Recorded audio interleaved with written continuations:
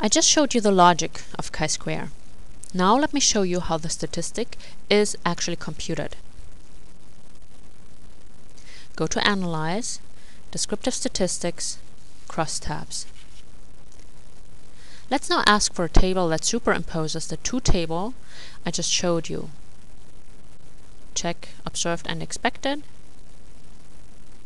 and click Continue. Now let's go back out by clicking Continue and then go into the Statistics box. And here you select chi-square. Click Continue. And then OK. The table containing both the observed and the expected count is here. The table containing the chi-square statistic is below.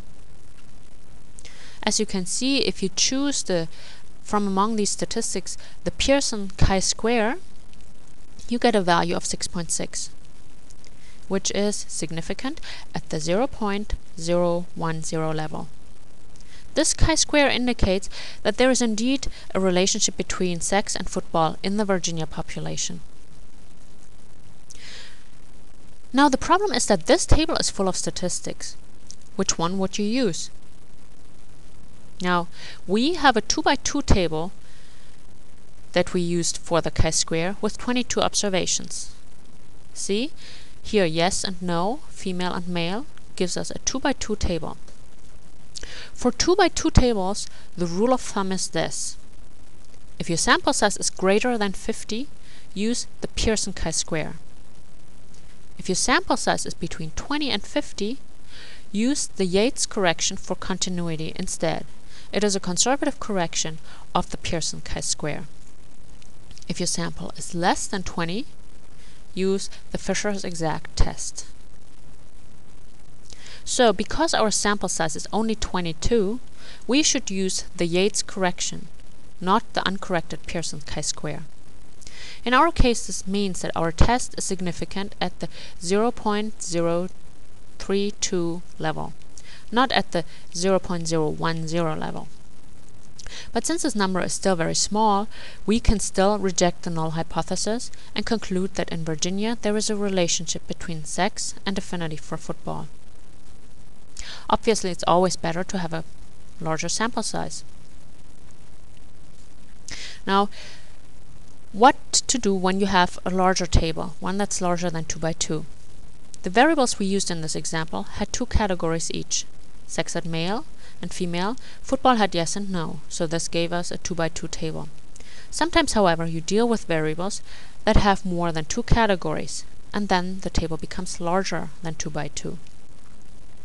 If you're dealing with tables that are larger than 2x2, and you have cells with an expected count less than 5, you should not use the chi-square statistic, unless you can collapse cells and thus push up the expected count for each cell.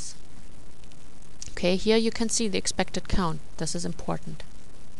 Now, in cases like that, the best idea might just be to increase sample size so you don't run into these problems.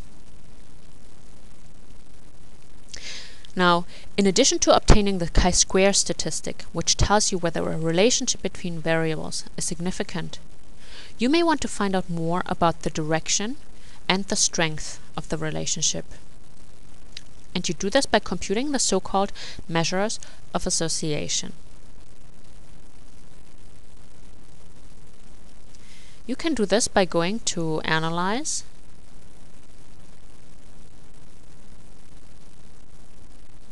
Descriptive Statistics, and crosstabs, and click on the Statistics button. And here you see you can choose from among a number of measures of association. As you see here, there are some measures for nominal data, others for ordinal data. In choosing a measure of association, there are a number of questions to consider because every measure of association differs from the other. So, for instance, the questions are: does the measure indicate the direction of a relationship by taking on negative and positive values? Does the measure work only for a 2x2 table or for one that is larger? Is the measure symmetric or asymmetric? When the measure is asymmetric, it takes on different values depending on which of your two variables you specify as dependent and which one you specify as independent. And this is the case for lambda, as you can see, the one that you can see here. So there are a number of issues to consider. SPSS can give you some help with that. Click on the Help button and you get a list of statistics. Let's scroll down here and just click on the link that says Show Details. And there you get the description of the contingency coefficient, of phi, lambda, and so forth.